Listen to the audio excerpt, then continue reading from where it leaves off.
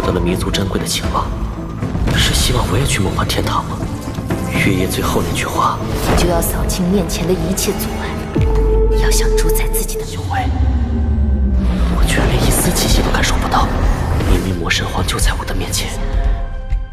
Halo guys, balik lagi sama Gofreng. Gimana kabar kalian? Baik-baik aja ya kan? Di video kali ini kita akan kembali melanjutkan pembahasan rekap alur cerita Donghua Throne of Steel alias Perjalanan Putra Cahaya Long Hao Chen. Buat teman-teman yang baru gabung, Mimin saranin nonton dulu pembahasan bagian sebelumnya supaya kalian gak gagal paham. Linknya ada di kolom deskripsi ya guys ya. Oke lah, nggak usah lama-lama lagi, langsung aja cari posisi rebahan yang paling nyaman. Inilah waktunya kita baku hantam.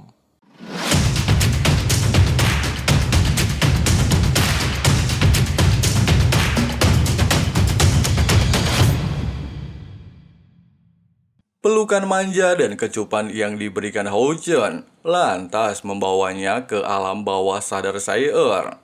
Hao Chen juga merasa bersalah dengan kejadian ini.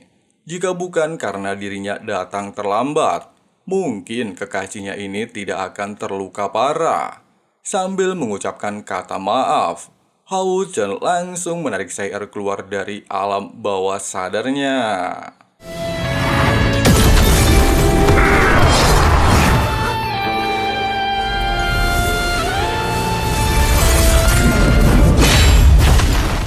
Kejadian ini jelas membuat Hao Chen terlihat sangat kesal. Bahkan dia berjanji akan membayar 100 kali lipat rasa sakit yang dialami Sayer. Sehingga dia meminta Lee Sin untuk menjaganya. Sementara dirinya akan menghadapi pasukan iblis seorang diri. Melihat hal tersebut, Raja Iblis lantas memerintahkan para pasukan untuk bersiap-siap melakukan pertarungan. Dikarenakan beberapa anggota mengalami luka, Hao Chen segera meminta Hao Yu untuk melindungi mereka dan menyerahkan sisa pasukan iblis lainnya kepada dirinya. Meski sang kakak alias Lee Sin sempat mencemaskan adiknya, tapi Hao Chen bilang udah nyantai aja. Emang kudu gua aja yang turun tangan, gitu katanya guys. Sambil membantai pasukan iblis tingkat kroco, Hao Chen tiba-tiba teringat dengan beberapa kejadian yang dialami Seng Sayer. Ingatan itu lantas membuatnya semakin murka, bahkan sangat berambisi penuh dengan kebencian membantai seluruh pasukan iblis. Nah, kemungkinan kebencian dan ingatan itu efek dari kekuatan Eternal Melody ya guys ya. Soalnya dari tatapan Hao Chen saja terlihat sangatlah berbeda dari sebelumnya.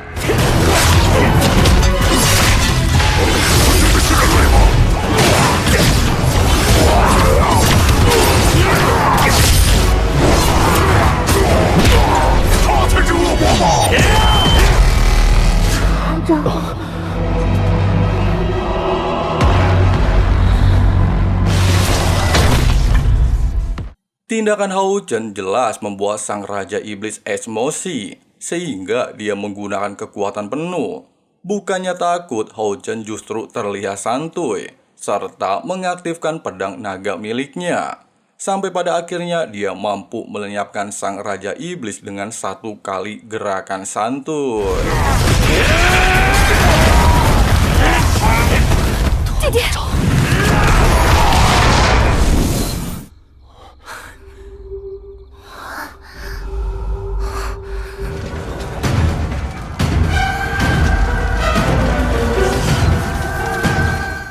Singkatnya, Lee Sin beranggapan setelah adiknya kembali, raungan itu secara otomatis berhenti, yang artinya para iblis tidak akan muncul dalam waktu dekat. Tapi pada dasarnya, pertempuran ini harus membuat Sayer tertidur pasca menggunakan teknik reinkarnasi 6 jalur, dan tidak tahu caranya untuk membangunkan kekasih adiknya tersebut. Terlebih lagi, walaupun Hao Chen telah berhasil menyelesaikan misinya di Gua Howling, namun semua rekannya harus mengalami luka yang cukup parah, sehingga mereka memutuskan untuk bersembunyi di tempat ini. Dan tiba-tiba, dengan perasaan kesal atas semua kejadian yang mereka alami, Lee Sin terlihat menyalahkan Lin Xin. Sebagai orang terakhir yang tersisa, pesulap hijau sama sekali tidak melakukan apapun, apalagi mengeluarkan kemampuan sihirnya, sehingga menyebabkan Sayer kehilangan kesadaran. Jika Ho-Chen tidak datang di waktu yang tepat, dan bala bantuan iblis kembali muncul, kemungkinan mereka semua akan koit di tempat ini. Mendengarkan keributan, Han Yu mencoba menenangkan suasana. Dia mengatakan, jika bukan pil yang diberikan Lin Xin, mereka tidaklah mungkin bisa bertahan sampai Ho-Chen kembali. Terlebih lagi dia memiliki peran sendiri di tim nomor 1. Salah satu anggota mengatakan, sebagai seorang penyihir, Lin Xin bertugas sebagai penyerang garis belakang. Bahkan kaptennya seorang peri saja sudah melakukan tugas sebaik mungkin, menahan komandan iblis. Namun apa yang dilakukan Lin Xin, pelanga-pelongo doang, sangat tidak layak menjadi tim pemburu iblis. Lucy mengatakan, sebagai penyihir elemen api tingkat tinggi, apa alasan Lin Xin tidak mampu menggunakan sihir serangan tingkat dasar? Mendengarkan hal itu, Han Yu kembali angkat bicara, serta meminta mereka untuk tidak memojokkan Lin Xin. Dia pastilah memiliki alasannya sendiri. Ucapan Han Yu justru semakin membuat Lin Xin emosi. Dia mengatakan, apakah Lin Xin selama ini cuman berlindung di balik punggung adiknya? Jika adiknya tidak mampu lagi mengalahkan ras iblis, apakah Lin Xin masih berguna untuk membantunya? Terlebih lagi, di saat Ho-Chen memilihnya sebagai tim pemburu iblis, adiknya mengorbankan banyak hal, termasuk Seng Sayer. Lalu, apakah seperti ini pesulap hijau membalas budi adiknya? 林星，你说话呀！说话别太过分了，你就是这样回报他的吗？可万一有一天浩辰也打不过敌人， Merasa muak terus di pojokan, Lin Xin pada akhirnya menceritakan alasannya tidak menggunakan sihir tipe serangan. Hal itu ternyata karena kejadian yang pernah dialami oleh kedua orang tuanya. Saat itu mereka adalah penyihir jenius yang sangat terkenal di seluruh aliansi. Ayahnya bahkan menghabiskan seluruh hidupnya untuk mempelajari sihir serangan terkuat. Semua usahanya membuahkan hasil luar biasa, mampu menghabisi banyak iblis, serta direkomendasikan sebagai pemimpin kuil penyihir. Dengan alasan tersebut, sang ayah justru memiliki ambisi lebih besar, berusaha menciptakan sihir elemen api tingkat tinggi. Namun di saat prosesnya berjalan, sebuah kesalahan fatal terjadi, membuat energinya tidak terkendali, sehingga menimbulkan ledakan dahsyat. Di saat yang sama, dia dan ibunya memasuki ruangan. Demi melindungi dirinya, sang ibu menggunakan teknik teleportasi, mengorbankan diri dan terbakar bersama ayahnya. Sejak saat itulah, Lin Xin sangat takut menggunakan sihir tipe serangan. Takut tragedi yang dialami kedua orang tuanya terulang. Meskipun begitu, namun jika waktunya tiba, Lin Xin berjanji akan menggunakan semua yang dia bisa untuk melindungi rekan timnya. Bahkan tubuhnya akan dia korbankan.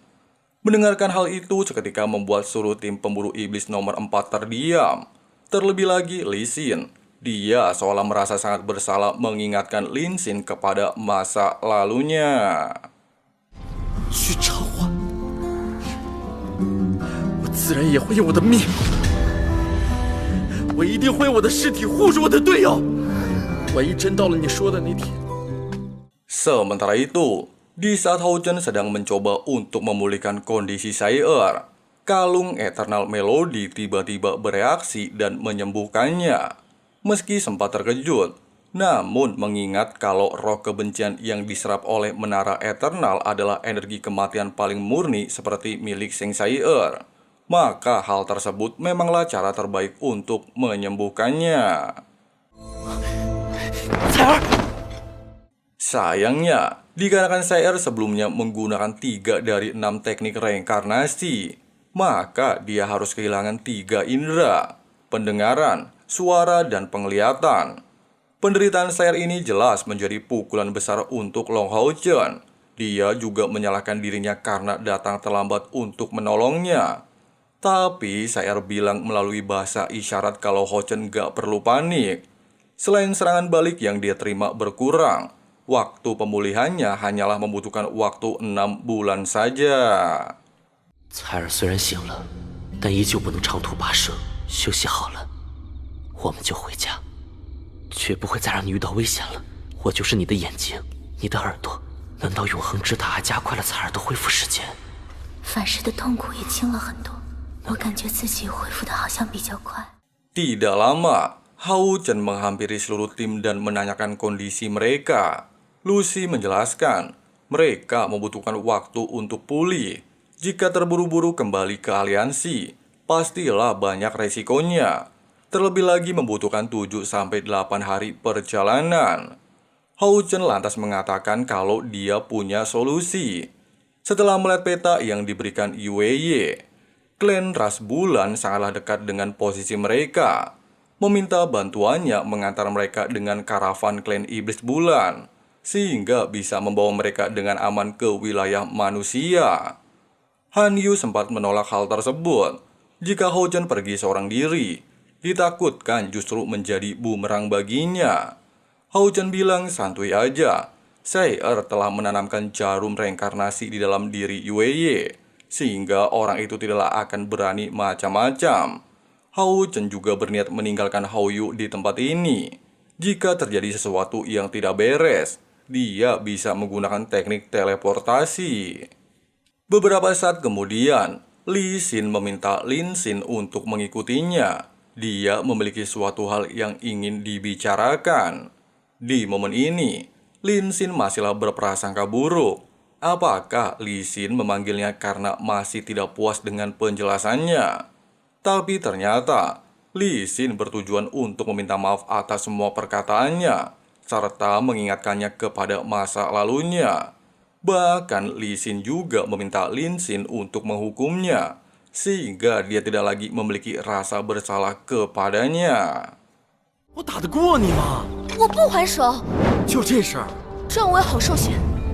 大姐你别闹了好不好？说出来我自己心里也舒服点。无聊，回去了。 Merasa Lin Xin tidak melakukan apapun, Li Xin mencoba memaksanya untuk menghukumnya. Perdebatan ini tidaklah menemukan titik terang, sampai pada akhirnya...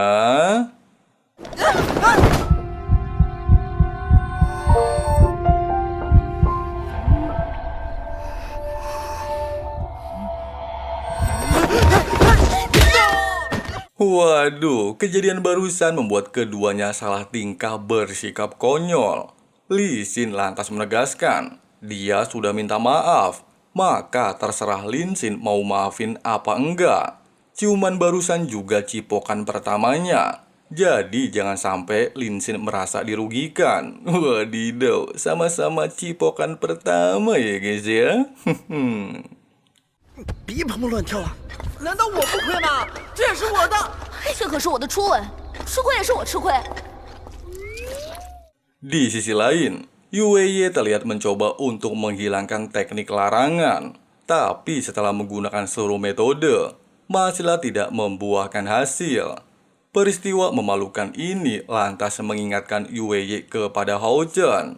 Jika suatu saat pria itu menjadi miliknya, maka dia akan membuat hidup Hao Chen sangat menyakitkan daripada kematian. Waduh, cewek psikopat ini mah. Sambil melakukan perjalanan menuju klan iblis bulan, Hao Chen kembali mengingat semua kejadian di gua iblis. Meski misi kali ini di luar kendalinya, serta membuat Sayer terluka cukup parah, tapi untungnya tidak ada korban jiwa. Bahkan mereka juga mendapatkan pengalaman dalam segi kekuatan dan kerja sama tim. Akan tetapi, nilai kesilah yang memberinya keuntungan terbesar. Selain membuatnya hampir menembus peringkat 6, seluruh atributnya berhasil ditingkatkan dalam waktu singkat.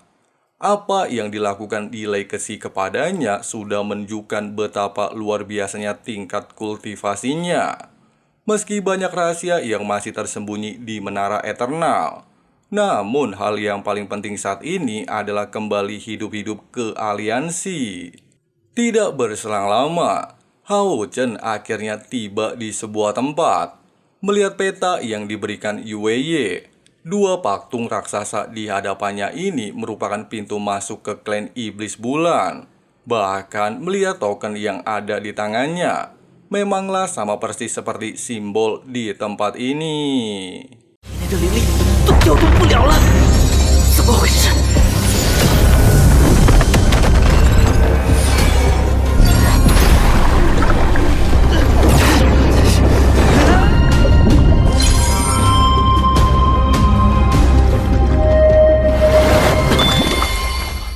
Tempat ini disebut sebagai Istana Iblis Bulan, dikarenakan pakaian Houchen seperti seorang pelayan.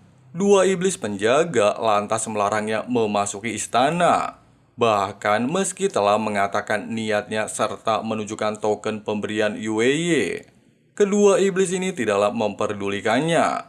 Pasalnya hanya orang-orang tertentu yang terhubung dengan Dewa Agares saja yang bisa memasuki tempat ini.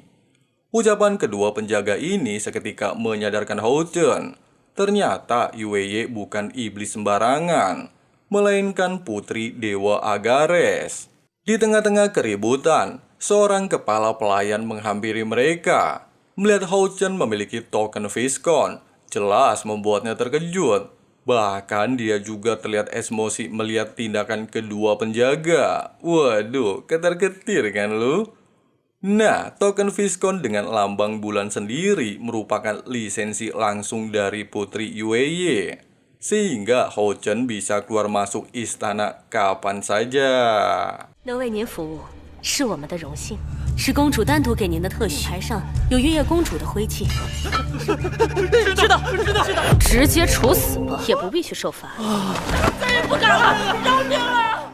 Di dalam istana, ketika Yueye dan para petugas keuangan sedang menganalisis penyebaran para agen pedagang iblis bulan di dataran Sengmo, serta menghitung kerugian yang diakibatkan oleh insiden sebelumnya. Bahkan mereka juga harus membayar ganti rugi karena Susi alias putri Kaisar Dewa Iblis Feng Xiu terluka. Yueye tiba-tiba mendapatkan informasi kalau ada seorang pelayan dengan token Viscon ingin menemuinya. Menyadari orang itu adalah Houchen, seorang pemuda tampan kayak Mimin yang memberinya kenangan tak terlupakan. Yueye lantas meminta untuk membawanya ke ruangan rahasia bunga bulan. Perintah ini jelas mengejutkan. Pasalnya lokasi itu merupakan tempat Yueye untuk mandi. Namun tidak peduli apapun, para pengawal tidaklah ada yang berani memprotesnya. 罗浩辰，这可是你自投罗网。好的，公主，我会带她去花月秘境的。 Melihat ketampanan Houchen, jelas membuat beberapa pelayan terpesona. Mereka juga beranggapan apakah orang ini merupakan calon suami Yueye. Pasalnya baru kali ini ada seorang laki-laki memasuki tempat ini. 公主在里面等您。 Setibanya di taman rahasia, Houchen terlihat terkejut dengan pemandangan di area sekitarnya. Selain sangatlah sepi, tempat seindah ini baru pertama kali dia temui.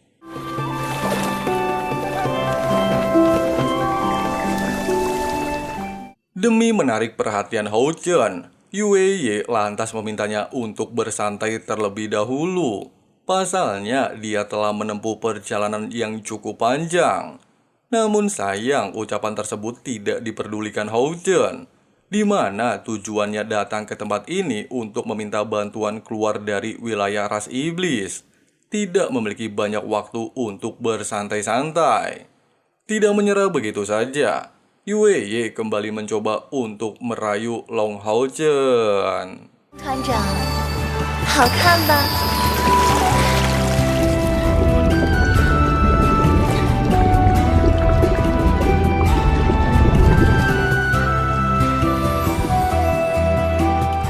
Merasa kesal jika penampilan aduhainya tidak bisa menarik perhatian Houchen, Yueye kembali memintanya untuk tetap tinggal di sini. Bahkan dia mencoba untuk membandingkan dirinya dengan Sayer. Selain dirinya bisa memberi Houchen uang banyak, dia juga akan memberikan beberapa kekuatan kepadanya. Hou Chen jelas menolak tawaran tersebut serta menegaskan, hal seperti itu tidaklah akan ada artinya tanpa rasa cinta. Terlebih lagi sebagai iblis, Yue hanya tahu membunuh dan menghancurkan dunia. Di momen ini, Yue akhirnya menunjukkan identitasnya, di mana dia bukanlah dari ras iblis melainkan manusia. Demi meyakinkan Hou Chen, Yue melukai tangannya dan menunjukkan kalau darahnya berwarna merah.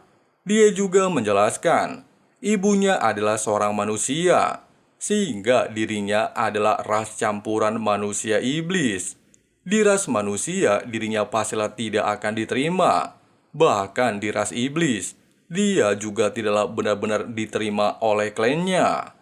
Meski perkataan Yue mengejutkan Hou Chen, namun pada dasarnya, dia masihlah putri Dewa Agares, dewa terkuat nomor 2. Yue mengatakan, identitasnya hanyalah sebuah status, tidak merubah apapun, hanya membuatnya tidak dieksekusi oleh ras iblis.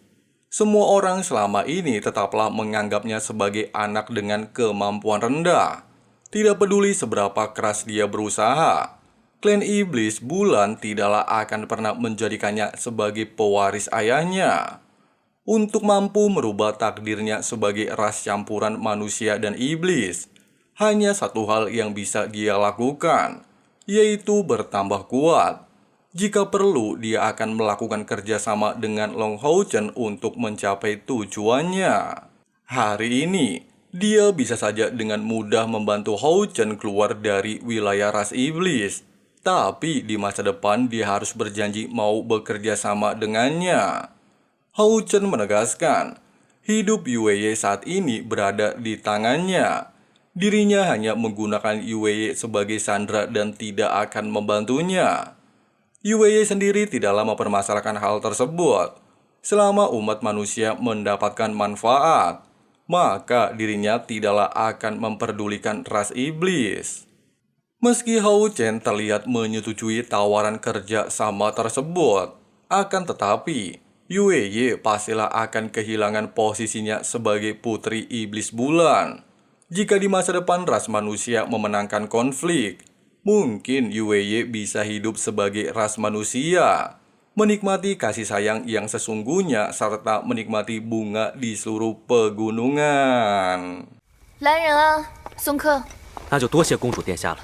会安排一支商队专程送你们回联盟，这是龙团长为我们合作的祝福。 Tepat ketika ingin pergi dari area ini, Hou Chen tiba-tiba dikejutkan dengan aura yang dipancarkan oleh Dewa Iblis Agares.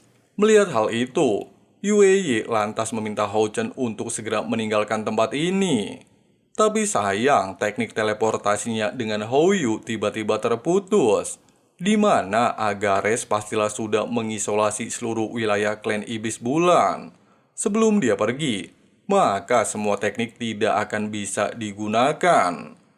Tidak berselang lama, salah satu pelayan menyampaikan informasi, di mana Lord Agares meminta semua orang untuk menyambut kedatangannya, serta mempersiapkan tarian sebagai tanda penghormatan.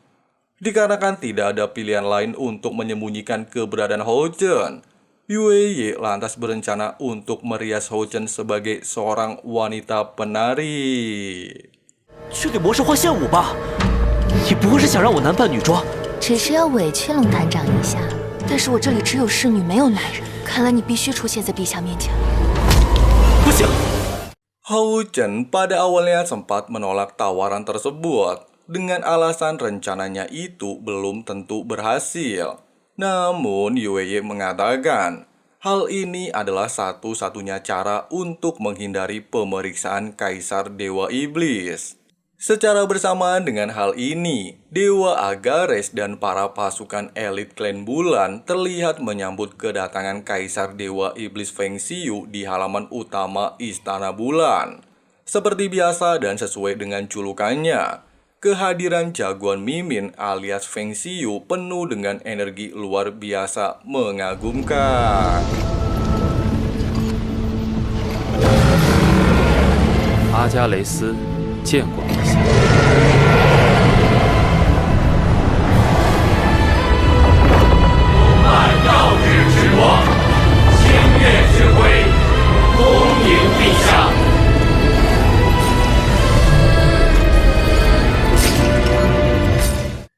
Melihat Agares tiba-tiba menyambutnya penuh hormat, justru membuat Feng Xiu merasa aneh. Oleh sebab itu, dia memintanya untuk membubarkan pasukan, serta mencari tempat nyaman melakukan obrolan. Tidak pakai lama, Agares lantas mengajak Feng Xiu pergi ke kolam bulan. Di sisi lain, Yueye mulai menjalankan rencananya untuk merias Hao Chen sebagai seorang penari wanita. Jika rencana ini gagal, Yueye akan sepenuhnya bertanggung jawab. Hao Chen lantas menegaskan untuk tidak mempermainkan dirinya. Pasalnya hidup mati Yueye ada di tangannya. Yueye justru meminta Hao Chen untuk tidak khawatir. Pasalnya jika terjadi sesuatu kepadanya, dirinya juga akan mengalami nasib buruk. Dan tiba-tiba... 我的天哪，这衣服一定能蒙混过关。看你化妆后的样子， Sementara itu, Agares terlihat merubah sebuah bunga dari kolam bulan menjadi minuman. Dikatakan, untuk memurnikan bunga ini membutuhkan waktu sekitar 1000 tahun di bawah sinar bulan. Jika bukan karena kedatangan Feng Xiu, dia tidaklah mungkin meminumnya. Nah, dari percakapan mereka terkuak sebuah fakta baru, di mana Agares ini merupakan adik kandung Feng Xiu. Mereka masihlah memiliki satu adik yang belum diketahui identitasnya. Mereka ini dikenal sebagai 3 saudara matahari, bulan, dan bintang. Akan tetapi sudah ribuan tahun mereka tidak pernah berkumpul bersama. Ucapan Agares lantas mengingatkan Feng Xiu kalau gerbang surgawi sudah semakin dekat. Jika rencana mereka tidak segera diselesaikan, maka ditakutkan klan iblis akan mengulangi kesalahan yang sama seperti di masa lalu. Agares mengatakan, adik ketiga mereka sudah memperkirakan kalau jalan surgawi memanglah akan terbuka beberapa hari lagi, asalkan Feng Xiu mendapatkan harta di dalamnya, serta ditambah jutaan pasukan iblis bulan, maka kejadian di masa lalu tidaklah akan terulang. Tidak ingin memikirkan hal itu untuk saat ini, Feng Xiu lantas mengalihkan pembicaraan dan bertanya, kenapa Yueye tidak datang menemuinya? Agares mengatakan, kalau Yueye sedang mempelajari tarian dari zaman kuno, serta menyiapkan sebuah kejutan. Secara bersamaan dengan ucapan ini, Agares langsung memerintahkan para penari melakukan pertunjukan.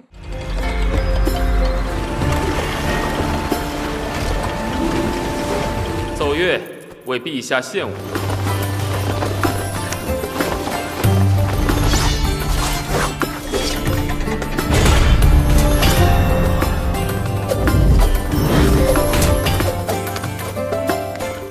Hal mengejutkan terjadi ketika Yueye dan Hao Chen menari. Feng Xiu seolah mengenali wajahnya, bahkan membuatnya langsung mengeluarkan aura iblis. 陛下，怎么？ 怎么回事？想到了一些以前的事情。 Di momen ini, meski telah mengetahui kalau salah satu penari adalah Hao Chen, serta seluruh orang di tempat ini panik melihat tindakan Kaisar Dewa Iblis, namun nyatanya, Feng Xiu tidaklah membongkar penyamarannya, serta meminta Agares untuk kembali melanjutkan pertunjukan. Ternyata, melihat cucunya alias Hao Chen menyamar sebagai seorang wanita, hal itu mengingatkan Feng Xiu kepada Baiyu alias Ibu Hao Chen. Pasalnya sudah sangat lama dia tidak bertemu dengan putri pertamanya tersebut.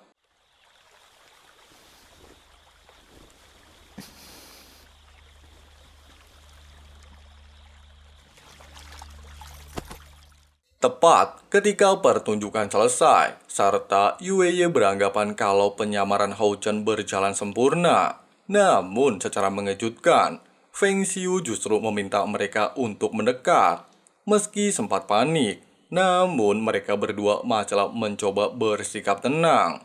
Yueye juga meminta Hao Chen untuk tidak berbicara dan memperlihatkan wajahnya.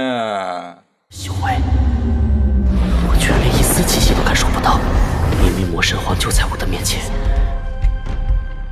Nah, ternyata maksud tujuan Feng Xiu itu bukanlah ingin membongkar identitas Hao Chen, melainkan ingin melamar Yueye. Pasalnya, putra lelakinya sekaligus putra mahkota Kaisar Iblis bernama Abao ingin menikahinya. Sehingga sebagai seorang ayah, sudah menjadi kewajibannya mewakili Abao untuk melamar Yueye. Agaris juga beranggapan kalau putra mahkota dan putrinya memanglah sangat cocok. Sebuah pasangan serasi yang telah ditakdirkan oleh surga. Ucapan barusan jelas membuat Yueye terkejut. Dia lantas mengatakan, dirinya sudah menganggap Abao sebagai kakak laki-lakinya. Mendengar kabar tiba-tiba menikah, jelas membuatnya bingung untuk memilihnya. Feng Xiu sendiri tidaklah mempermasalahkan jawaban Yueye, akan tetapi dia tetaplah harus menikah dengan Abao. Oleh sebab itu, sebelum gerbang surgawi terbuka, dirinya berniat untuk mengadakan acara pernikahan, serta mengumpulkan 10 dewa iblis untuk bersenang-senang. Mendengarkan gerbang surgawi, jelas membuat Hao Chen terkejut. Namun belum sempat berpikir, Agaris mengatakan kalau gerbang surgawi berada di kota Nangguan wilayah ras manusia, sehingga haruslah dijaga ketat. Tidak ingin mengambil resiko, Feng Xiu lantas meminta Agaris untuk menaklukkan kota Nangguan, membantai habis seluruh manusia di tempat tersebut. Rencana barusan jelas membuat Hao Chen panik. Dia bahkan berniat untuk segera melaporkan masalah ini kepada pusat aliansi. 不行，这个消息一定要尽快带回联盟。什么？魔族要进攻正门关？让他们亲手交出来吧。那就调集军队踏平这难关。去我那里，我们兄弟喝个痛快。你这里的酒太柔了，让本皇看看这一届的继承人里。陛下圣明。 Singkat cerita, Yueye menggunakan teknik teleportasi untuk mengirim Hao Chen keluar wilayah klan Iblis Bulan. 3 hari kemudian, kelompok pedagang bulan akan mengantarkan mereka ke perbatasan ras iblis. Yueye juga berjanji kepadanya, jika gerbang surgawi terbuka, serta mereka masihlah bisa bertemu, maka dia akan memberikan lebih banyak hadiah kepadanya. 但也获得了弥足珍贵的情报，是希望我也去梦幻天堂吗？月夜最后那句话，就要扫清面前的一切阻碍，要想主宰自己的命运。 Secara bersamaan, Hao Chen kembali ke Goa Iblis. Luka-luka seluruh tim juga sudah membaik berkat ramuan pemberian Lin Xin. Meski Sai juga sudah mulai pulih, namun masihlah membutuhkan waktu mengembalikan seluruh indranya. 3 hari kemudian, sesuai dengan janji Yueye, kelompok pedagang bulan akhirnya tiba untuk membawa kelompok Hao Chen kembali ke perbatasan ras iblis. Di momen ini juga, Hao Chen kembali berniat untuk segera melaporkan informasi yang dia dapatkan. Setibanya di menara misi, melihat Sai terluka parah, membuat beberapa anggota kuil assassin menyalahkan Hao Chen. Hanya misi pengintaian saja, tapi dia tidak bisa melindungi gadis suci. Namun, mereka tiba-tiba dikejutkan dari informasi salah satu anggota.